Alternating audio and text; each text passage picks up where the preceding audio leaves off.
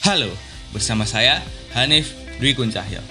Kali ini saya akan menjelaskan mengenai product positioning atau penempatan produk. Product positioning disebut juga sebagai pemetaan persepsi atau perceptual mapping, atau bisa dikatakan sebuah skenario pemasaran yang dibuat untuk tujuan membangun sebuah kesan terhadap konsumen. Positioning tidak berfokus pada apa yang perusahaan lakukan terhadap produk, melainkan bagaimana produk di mata konsumen. Bisa dikatakan, pencapaian kegiatan positioning ini adalah kesan di benak konsumen. Semakin produk perusahaan berkesan, semakin tinggi pula minat konsumen terhadap produk tersebut. Menurut Philip Kotler, seorang ahli marketing, mengatakan bahwa product positioning adalah tindakan merancang penawaran dan membuat citra perusahaan untuk mendapatkan tempat di benak target pasar bisnis. Dari sini, kita tahu bahwa strategi product positioning ini berguna sebagai teknik mencari celah agar produk dapat diterima oleh masyarakat. Penempatan produk digunakan untuk memutuskan bagaimana memenuhi kebutuhan dan keinginan suatu kelompok konsumen tertentu. Produk yang baik akan membuat perbedaan pada produk agar mudah diingat. Hal ini akan mempengaruhi keputusan belanja pada konsumen. Tanpa adanya ciri khas yang kuat, produk tersebut nantinya akan tenggelam bersama produk yang menawarkan fitur yang mirip. Banyak cara yang bisa dilakukan untuk membuat produk mudah diingat, mulai dari pembuatan logo, tagline yang kuat, serta perbedaan karakter dan sifat dari produk itu sendiri. Sebagai contoh, produk yang dikeluarkan oleh Apple.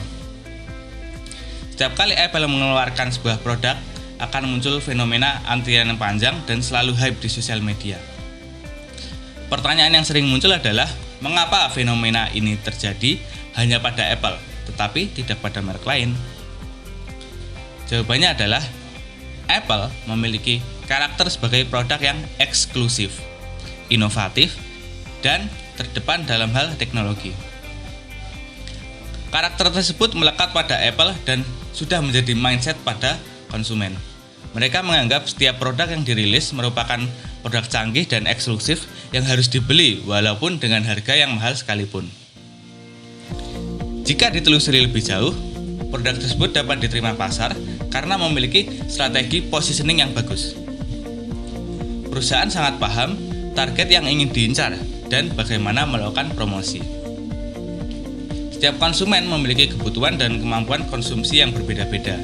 Ada yang bisa menggelontorkan puluhan juta untuk sebuah produk, dan ada juga yang hanya bisa menggelontorkan beberapa ratus ribu untuk sebuah produk saja.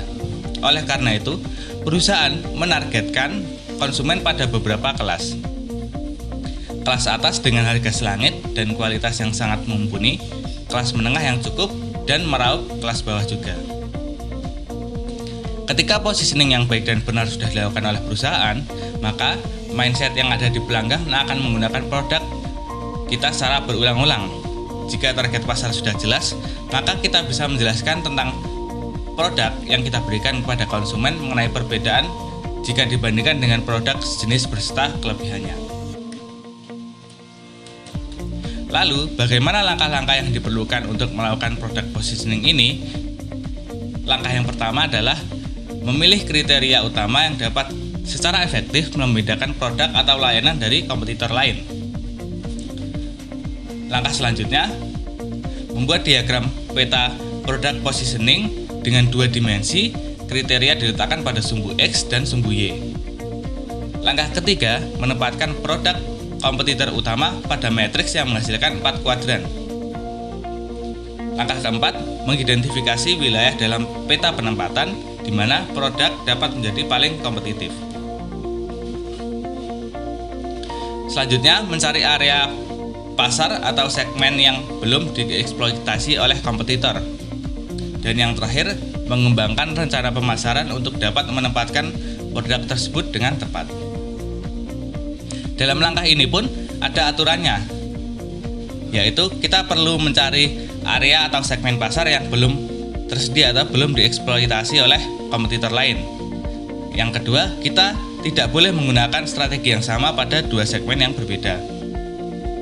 Dan yang terakhir, kita juga tidak boleh memposisikan diri di tengah-tengah dari diagram tersebut.